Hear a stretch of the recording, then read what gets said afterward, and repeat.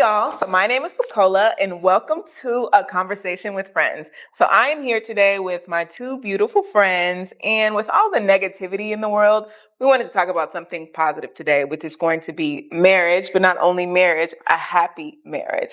And so I'm going to let my friends introduce themselves. Hello, my name is Dinah Brade. And I'm Branson Brade. And we've been happily married for 10 years. 10 years now. But we've been together for 14 and we were happy then too. Okay, awesome. So if you don't mind me asking, how old are y'all right now? Right now I'm 36. Okay. And I'm 34. And 34. Ooh, okay. So we're going to get into that later. An older woman. Okay. Just a little bit. Just a little bit. Just 2 years. Just 2 years. Back then, 2 years was like, that's like very long. All right. So we're just going to get started to, I guess, the beginning of you guys' journey. And so you were 24 when you got married. So that means you were how old when y'all met each other?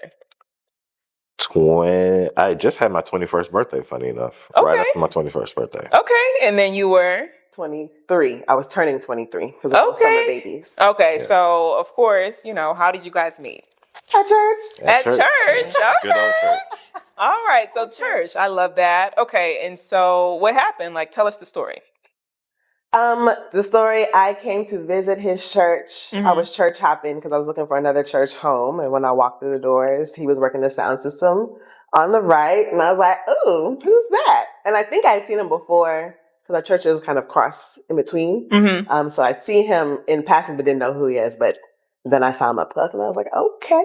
Mm-hmm. So you were initially make the move. Because years previous, those 2 years difference are a big thing when you're a 12 and a 14-year-old. Oh, yeah, that sounds kind of inappropriate. Okay. Later, baby, and I'm going to the 9th grade. Oh, yeah. We can't be having high schoolers and middle schoolers dating. Mm-hmm. So listen to that. Okay, please don't do that. Okay, all right. But it's different when you are 21 and 23. Right. And the conversation just naturally became, who are you? What are some of your intentions in life right now? Not even with me, the first time we really sat down was at church during a lunch, and she asked me what I consider all the basic questions. Are you in school? Mm-hmm. How old are you? Do you live here in town? What are some of your next steps? And she was very forthcoming with her intentions. Asking all the questions. Yeah, and I was okay with that. And I believe that's important to find out what you want to know. So, and I've never been hesitant in asking things that I needed to know. So right, okay. I needed to scope, like, if he's here, because it was a summer. Right. Are you here for just school and then you're going back here? So this might be a summer fling, or it could be something else. Okay. What's the next steps for you when it comes to your schooling? I just needed to, find out the background to know if you need to get my heart invested. Okay. All right. So that might be a good tip for people. So definitely ask all the questions when trying to find a partner. Absolutely. Mm-hmm. Do you think there are any questions that are off limits in the beginning, or do you feel like you can just kind of ask whatever? Framing your message is important. Framing your questions are also important. So maybe something's not to be asked early in the relationship, but things for you to at least be like, this might be something. I think those are for safe to ask as well. So not asking like, do you have any STDs? Unless you're like planning on getting together at night, that's what I think that could be a valid question. Yeah. Okay. I mean, down the line, but like if I just met you and you asked me, I'd be like, baby, what did you assume? Like, what are your intentions? Right, what are your exactly. intentions? Right. Yeah. So, you should be free to ask anything. Right. Again, but asking it in the right way. And then hopefully you don't get offended. The person who's being asked is not getting offended. Gotcha. But we're just I'm trying to learn information, and the only way I'm going to know is if I ask. Gotcha. One of the interesting thing is one of the very first times we actually sat down and talked was at her house for around 4 hours. And she says I stretch the time out every time I say it. But it was surprising because we really sat there for 4 hours and really just talked outside. Okay. And it was about clearing air on where we were in life. Gotcha. We were both freshly back from college, living at home with our parents again. And it was about intention. Like, what is our goal and plan in actually having this relationship? So you should be able to ask those questions. You should be able to be forthcoming with the things that you want to know going into a relationship. Got you. Okay, so I heard that somebody hit somebody up on Facebook to to kind of further this relationship. He So claims that he called me. He claims that he It's called not a me, but he claim. didn't leave a voicemail. So how I feel am I like supposed in to every know? couple's origin story, there's something Oh, there's that deviation. people do There's not always agree deviation. on. Like in every origin story. Okay, so Dinah hit up Branson on Facebook. So that's one thing I think sometimes in this day and age, like a lot of ladies are, hesitant to make the first move. So you guys obviously have no problem with that at all Not at as a all. couple. Okay, so you hit him up on Facebook and then We've been talking ever since. and they've been talking ever since. Okay, awesome. Okay, good. So that's a beautiful story. And so the next question that I really want to ask is like, whenever you're looking for a partner, what are the non-negotiables for you guys, of course, personally? And then how does somebody decide, okay, this might be something I can be lenient on or, work with on my partner? So what are those to y'all? What do y'all think? First one that comes to my mind is how you treat others. Okay. Just organically. Mm-hmm. There's those people that just treat people mean Mm-hmm. and they're disrespectful, especially if they see themselves as a lower than. So I'm talking about people who speak to waiters or housekeepers or something. I've seen that where they just disrespectful because they don't feel like they're on the same level. And that's a non-negotiable for me. I believe everybody should get respect. And I enjoy talking to people, meeting people. So you can't have that kind of negative energy where people don't want to be around you because you're disrespectful. Non-negotiable for me. God-fearing. If you go to a Sunday church, Sabbath church, because we are Sabbath keepers, it doesn't really matter to me at the time. But as long as you have a relationship with Christ, because that ideal also ties into how you treat people and also your beliefs as well. Those are the two biggest ones for me. Wasn't looking about job, what your profession was. I mean, I want you to be put together as far as like, don't come outside looking scruffy and stuff, but you don't have to be wearing designer or anything. You're going to be driving designer. None of those things matter to me. I want to know how you make me feel. Mm-hmm. So if you made me feel good, we had a good time, we're laughing, we're joking, those are the things that like, yes. Leniency, I don't know. Those things I think grow with time, especially when it comes to the person. Because that person nobody's going to check all your boxes. Nobody's going to be the 100% perfect match. Right. So if his 80% or the 90%, we'll say with the 80-20 about, well, why did I get married? If his 80% is winning, that 20% might be where the lenience falls. Right. Okay. And so that may change over time because we are not the same people from Right. 14 years ago, neither Not 10 at all. years ago. So the things that I'm lenient on or things that I don't make a big deal about, things that I won't stress over, change over time. Right.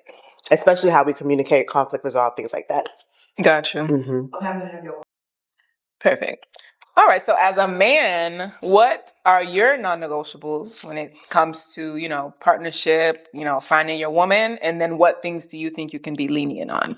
I think one of the important things that we did mention was checking boxes. Like nobody's going to check all of your boxes, Okay. but that's kind of what I look at when I think about non-negotiables. Like what boxes have to be checked in my head. And for me, I think I only had very few, which were for me a belief in God, and that really is what the decision for lifestyle hinges on. So how did I envision me living my life long term, raising children, things of that nature? And for me, it needed to be somebody God-fearing. For me, it was not denomination or anything. It was, if they have a relationship with God, then we can figure everything else out, because that's how we've raised our children. That's how we run our home in regards to our triangle of the two of us and God.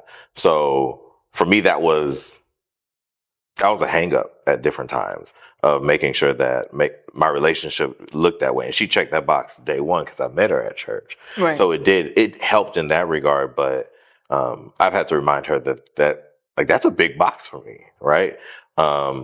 And outside of that, I didn't really care what job you did. I didn't care what stage you were at.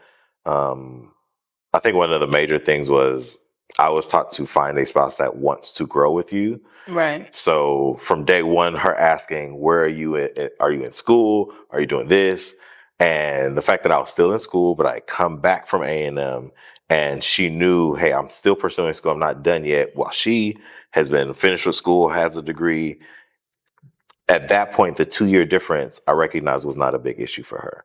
Gotcha. So as long as I was working towards something, she felt comfortable supporting me in that. So, and I think that's the blessing when you find your partner young. So a lot of like the things that are different now is if we're in our 30s and late 30s trying to find a partner, you know, we're not really betting on potential like that. A lot of people, they want close to a finished package. And I think that's adding to a lot of complexity in dating right now. And so that's a whole nother topic, but I did want to point that out, that when you find your partner young, it can be different than when you're looking for your partner in your 30s and 40s. Yeah. but an interesting point with that is even with us in our 30s, we're not finished packages. Agree. And I think Like- a lot of people don't realize that. Yeah, like we're married, but we're Changing. ever changing. Not the same people from 10 years ago. Absolutely. But I agree with you I couldn't imagine dating now in this age, like my 36, his 34, compared to back then. There was a lot less things to be worried about too. A lot of less voices as well, but. Right. Okay. So that's a whole nother, we can talk about it all day. Right. Okay. Yeah. So between the two of you, I want you to give me like your top 5 attributes that, you know, when people are looking for a partner, what do you think they should be looking for? And try to be as objective as possible, even though these are, you know, our opinions. One of my number ones is empathetic. Okay. And Empathy. Okay. empathy, but truly to the point of understanding that somebody else has made mistakes before, that they are not perfect, and being able to relate to them in that moment. So when they show up with those imperfections, you can say, you can be yourself with me. I felt that with her from day one. Okay. So number 1 is empathy. Say emotional intelligence. Ooh, that's a good one. Okay. Everyone comes from different backgrounds, and a relationship, specifically a marriage, is 2 imperfect people trying to live life as one. And if you are unwilling to recognize your flaws, your PTSD, your traumas, and then working through them so you can be a better partner or just a better person in general, if the relationship doesn't work out, then you won't be able to sustain a marriage and all the things that come with it. So you have to demonstrate, you don't have to have it on point there, but you have to demonstrate that you're empathetic, that when you're faced with a conflict or a challenge, or she or he brings up something to do, that you don't resist first. You think, you listen, you consider. And then when you recognize you might not have the tools to handle that, you look for ways to improve on that. That's emotional intelligence for me. So you don't have everything. You're not, therapized from the jump, but you need to be at least willing to do the work so that you can be a good partner to whoever it is, but just a good person in general, to not be irrational and things like that. Okay, that was really good. So number 2 is emotional intelligence. 3. Gotta communicate. We always hear that word, communicate. Yeah. So what does that look like? I guess for you all's marriage, it's going to look different for everybody's marriage. But what is communication? Because we hear it, but I guess it's probably one of the most difficult things to actually act out. Yeah. It's so easy for it to come out of our mouth, but when it comes to actions, it's very difficult. So what does that look like? And did y'all have to find your way to communicate once you got married? Yeah. Oh, yeah. Okay, definitely. It sounds like. Okay, I feel like that's every marriage. So what does communication look to you guys? I guess, what did it look like in the beginning? What does it look like now? Communication for me overall is truth telling. So in the small and the big, just being open to tell the truth, to be open and honest. As far as how it transitioned in the beginning, I used to be fearful of the response to what I wanted to say. I've always been a truthful person. Don't like secrets, don't like lies. So it might take me a little while to tell my truth, but the reason why I hesitate often was because I was scared about how he was going to respond, or how he was going to receive what I said, or how he was going to think about me, about what I said. So that hindered communication for me and getting my needs met. And then overall my needs are not met, then our needs are not met because we're not on the same page. We're not good. So communication for me, the truth, and being honest about your feelings, and then continuing to communicate past that. Right. So communications can hurt, and then you kind of shut down after that, but pushing to communicate. And that skill of pushing past my discomfort, my fear, I just learned. And technically still am learning it, because we go to couples therapy. And we started going as an acute issue, but now we're just going per month just to maintain, right? And in our discussions, I recognize that I still withhold my feeling. It could be big or small, withhold my information or my feelings because I'm scared about how he's going to respond. Right. And then the honest and truth part is 90% of the time when he responds, it is the opposite of what I anticipated. Okay. It is never negative, never irrational, never hurtful. He might have time to process it and things, but I need to be honest and truthful with my communication and expect that he will also be the same to me. That's communication. Okay.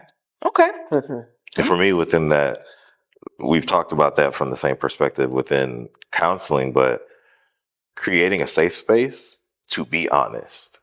I think a lot of times people are afraid to be honest because they are not in a safe space with that other person. That other person does not ever give them the benefit of the doubt. That other person never assumes that they will be handled with care and love. And from both sides, when that is a focus of saying, I want you to communicate with me because you're my wife. You are a person that I trust and I love, and I will always show love to. Even if it is something that will hurt, I want to know because it's something that is going to be honest and truthful between the two of us. And that level of honesty and transparency between us has allowed us to have some really difficult conversations, like she said, but with an unexpected end, an unexpected... Oh, we grew from that. We grew from that. I feel stronger. I feel more capable. I feel like if we were to meet this problem or problem similar, we'd recognize it quickly and put into action whatever we made from the last issue that we worked out. Got you. And we used to say, why did we hold that? Well, we grew from it. Why did we wait? Yeah. But the reality is the human nature is preservation. If I think something bad is going to come, I'm not going to do it. Risk. Right. So, but I think taking the risk is a really important way to look at it. Take the risk. Have that difficult conversation up front with somebody in that first 3 months, because you don't know if that is a level of transparency that they say, you're going to be honest with me and I can trust you going forward. That was beautiful. I'm about to shed a tea over here. Okay. So, all right. So number 3, that was communication. And I think that was beautiful. And I think maybe we can get to that later, but couples counseling is not only when, your marriage is bad, but it can just keep your, marriage healthy as you're going through the journey, because it is a journey. So number 4. I was thinking enjoyment. Okay. You gotta enjoy your person. Yes. If you don't genuinely enjoy the person that you're with, what are you doing? And again, I think I have come into, especially with marriage and talking to my mom more specifically, everything is not for everybody. But when people align together and come together and it works for them, then it works for them. So the comparison issue that happens a lot, I feel, because of social media and people putting up a front like, oh, look what my man did, but then back in the phone, they're just sitting here, right, not talking, not enjoying each other, not making memories. What's the point of the relationship? Right. For looks, or are you really trying to build something? And you have to be able to enjoy that person. All those other skills we talked about are important because it's not always enjoyable. Right. The relationship is not always enjoyable. But if I enjoy being with you, enjoy being around you, enjoy doing big things and small things, if I enjoy celebrating you, I enjoy just being in your presence, then that is one of those core things that continue to make our marriage run. Like, I enjoy you, have fun with you. I want to, be around you. I love hanging out with him. I'm with him all the time. Yeah. I have to tell him, maybe you need to hang out with your boys sometimes, you too. But I enjoy being around him. Y'all have that conversation later. Yeah. but I enjoy being around him. He's one of the funniest people I know. He pays for stuff, you know? Yeah, okay. So when I go out, there's no worries. I know that we're going to have a good time, whatever it is that we're doing. Okay. And so you need to have that. You enjoy the person. Don't tolerate anybody. I've seen people tolerate their partner and then they move on to marriage and it's like, okay. And unfortunately, it did not last. Right. And Okay. it's like, you guys weren't on the basis of just, do you even like him? Right. Literally. Do you even like him to be very around important. him? Very To take that extra step of firming it down with a marriage, you know, enjoy your partner. Enjoy who you are with. And if that person is not making you feel levels of enjoyment, it's not, again, not going to be happy all the time, but if you're feeling insecure, they make you feel down, they make you feel self-conscious, they're not protective in those spaces where you can feel like you can enjoy yourself, what we doing? Right. Okay, that's a good one. Last one. Fifth one.